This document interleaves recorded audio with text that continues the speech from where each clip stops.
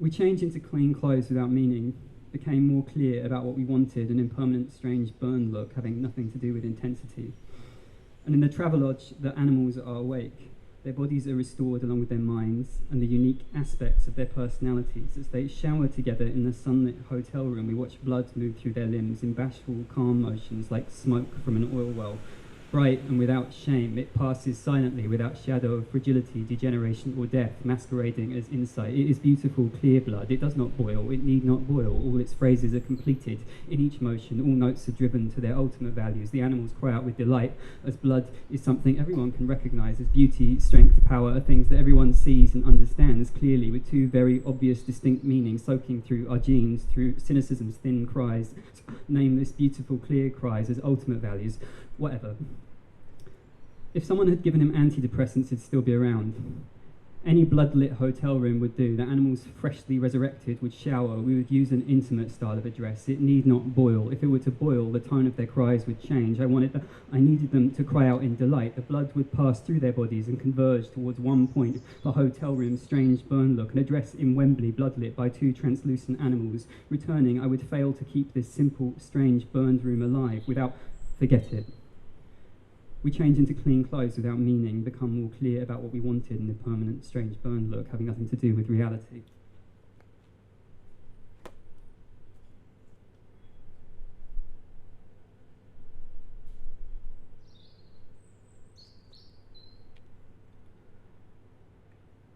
Stays and supports.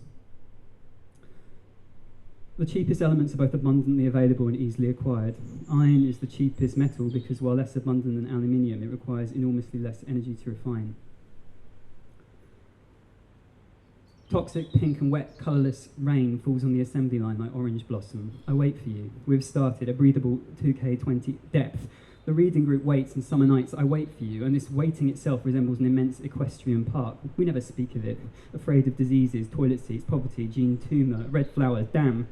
You could hear the wind outside like orange blossom, like pineapple, the tiny red bump of its sex, the lift going down, the torn fabric. I've written poems sober for the fire image, still technically wet.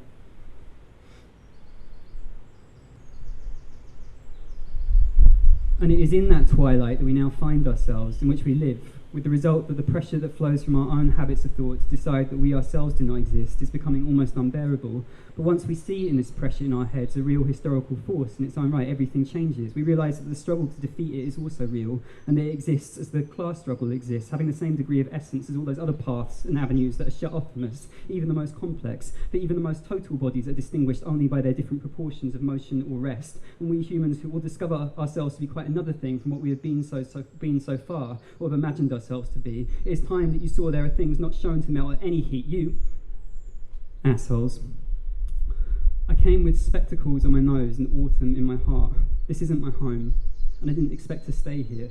No winners in this fucked reality, but the frost smells of apples, of Elysium, and a certain kind of camouflage. And even the suicide flies into negation as if into a womb.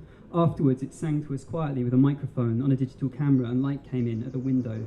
21 each. Of course they're defending the banks. Hostesses in the upper bars will be taller with more total bodies than in the lower. At night, sand hits the abrasion strip, causing a visible halo around the rotors, and that there is a secret seed in everything each of us is cultivating. Somewhere, red flowers exist.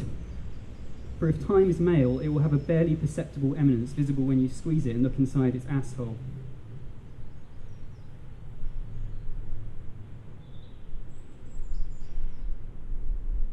Wind behind the visors.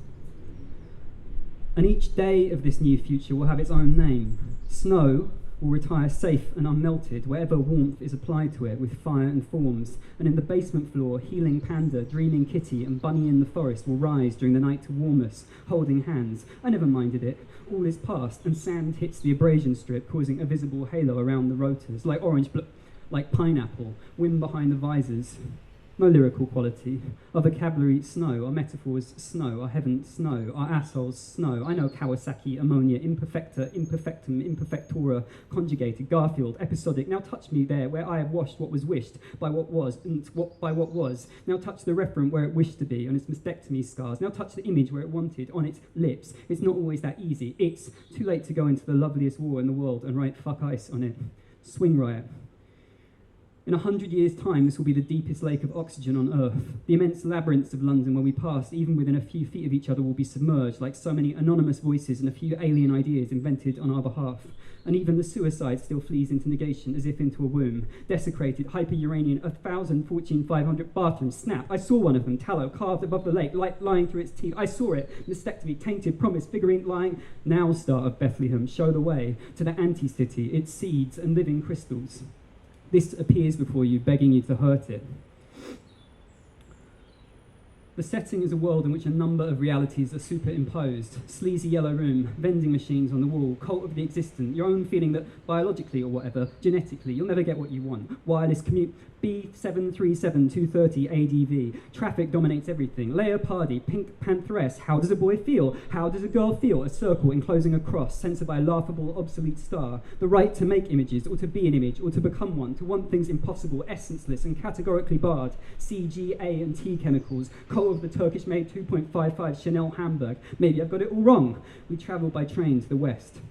In the financial district, there reigned a cacophony of signs. The intoxication of victory penetrated every corner. Those who lived in this place, the higher circles, the celebrities, the very rich, the CEOs, the warlords, the obsolete columnists, the political directorate, all experienced life as a continuous rain of contingent facts. Hathor, Sekhmet, skyscrapers of blood and air, the upper floors reserved for special prisoners. We knew that this was not the place. We left by a secret door, like heat leaking through glass.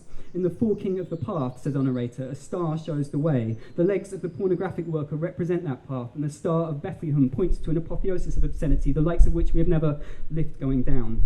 If I could suspend sex, it would be easier to lie together. If I could suspend time, it would be easier to love each other. If I could suspend beauty, it would be easier to write like this. So you see, it's only possibility that prevents you from really living. Hatred of possibility, most of all their own, defined as an unrealized flickering.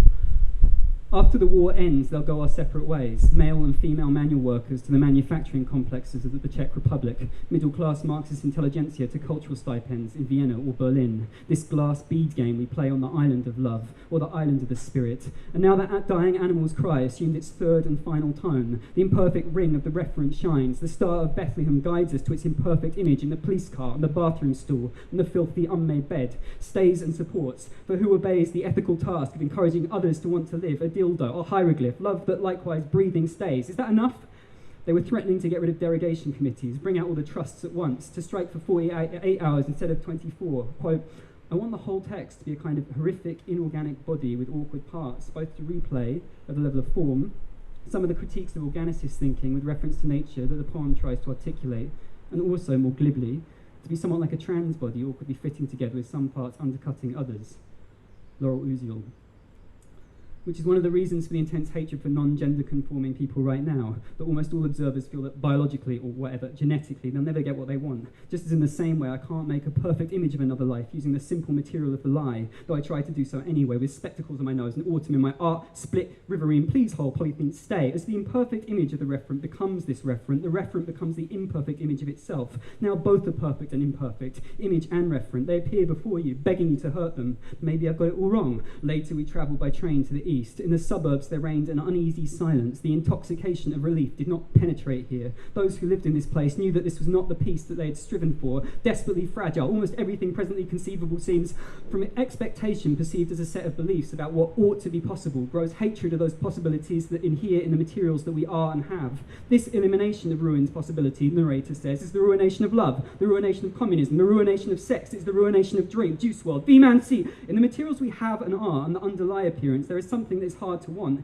Each of these images that we make will be less than what they expect. The star of Bethlehem that appears to us as an asshole, as a senseless bar in the fading light it sheds on the forking path, is our guide to this system of tones. It has no key as such, but we see by now that its floor is tiled and the couch is very dark from grime. This is how to make something from the lie. The elimination of ruined possibilities, the ruination of love, is the ruination of classlessness, is the ruination of death, says the narrator. The world around us is a surface that is painful to even look at. J.P. Sutt, Juice WRLD, useless cries.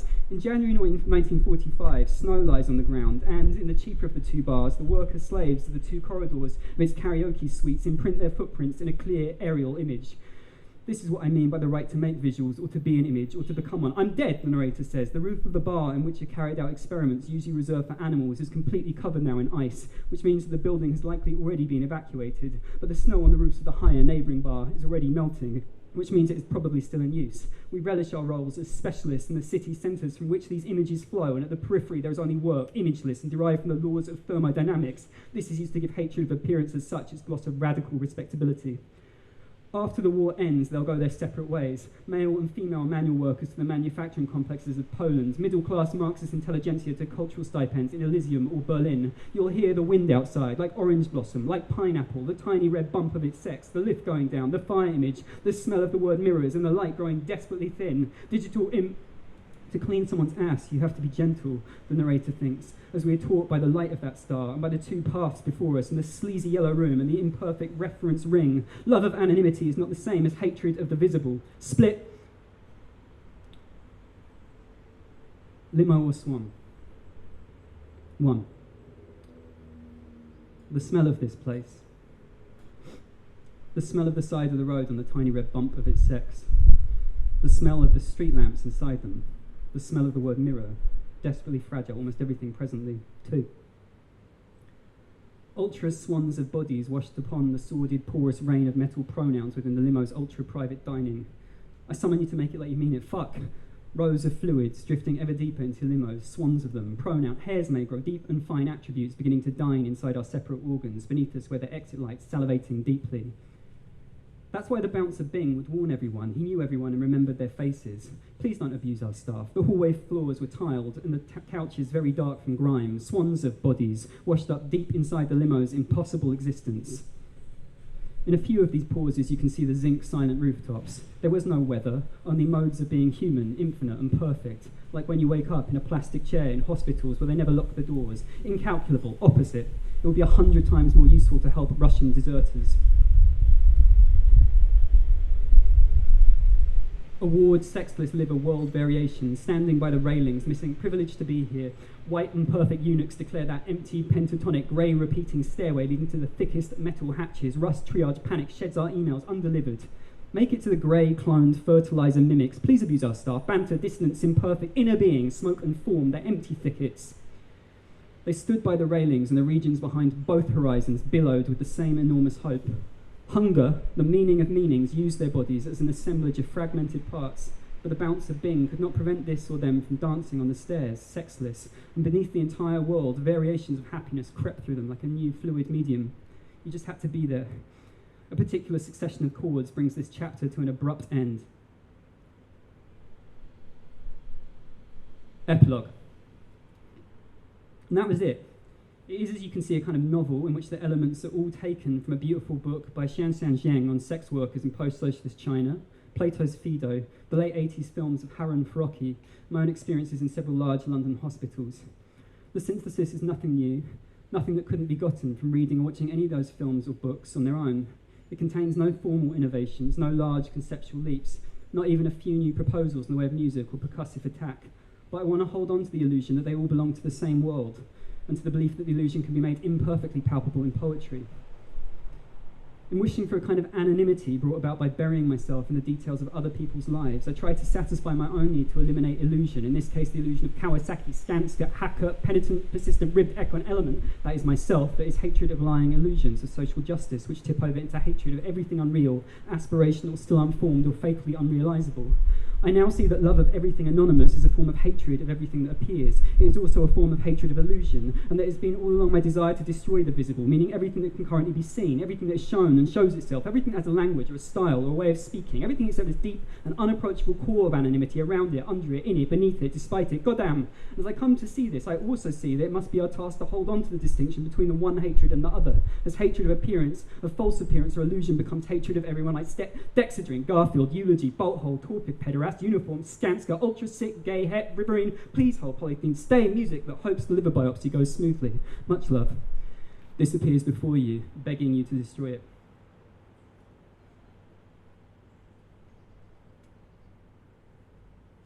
Thanks for listening to that. And then just one really short one. And this is like a bad poem, and it's a bad poem, and it's also unfinished, but it's short, and it's a homage to a good poem by Verity Spot, which you can read in the very first Data Bleeds magazine, if you want to.